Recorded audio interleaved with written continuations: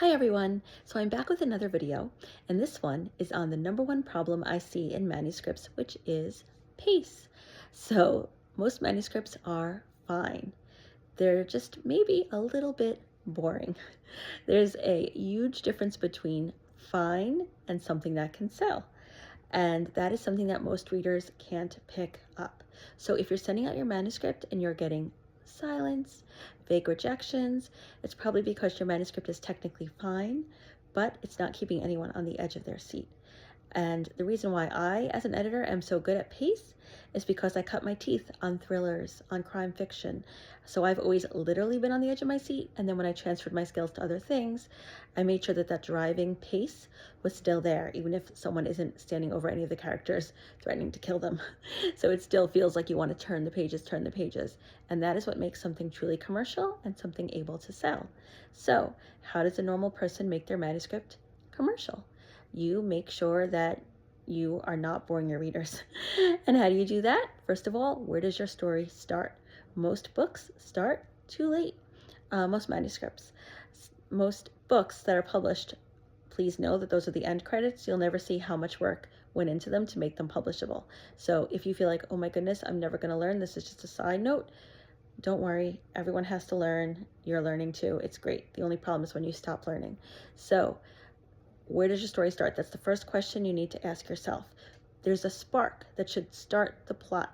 That spark, that flame, should happen really fast. So a lot of times new writers are introducing us to their characters for too long. You're setting up where they live. You're giving us all these pretty details. Boring, boring, boring. We do not care.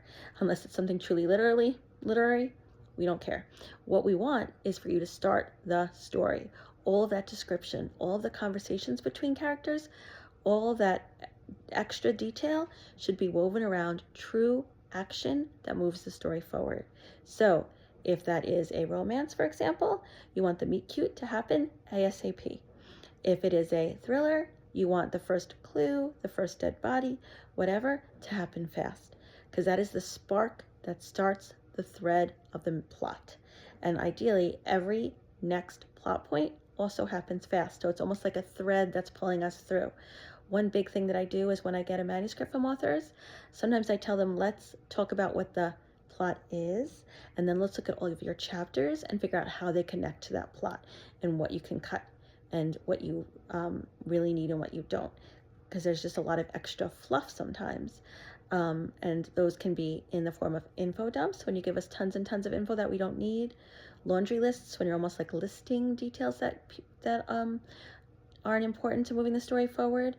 Also, a lot of dialogue. Like sometimes I just see things that feel like scripts, pages and pages of people talking, but there's no actual action that's happening that's moving us forward. Ideally, all action should happen around action that moves us forward. You can also share a lot of information through dialogue or around dialogue. At every point, you just need to ask yourself, am I moving the story forward in the fastest way possible? Is anyone going to be able to put this down? Some artificial ways to do that are short chapters, and also by adding cliffhangers at the end of your chapters. And these are all like very vague, big tips. It's going to be in how you actually write the manuscript. So don't just be like, let me make every chapter short. Let me add a cliffhanger to every page. Let me cut all the setting, etc., etc., etc. All writing rules need to be learned so that you can break them, but then also they need to be applied to your manuscript. So the way one person does something does not always work for you.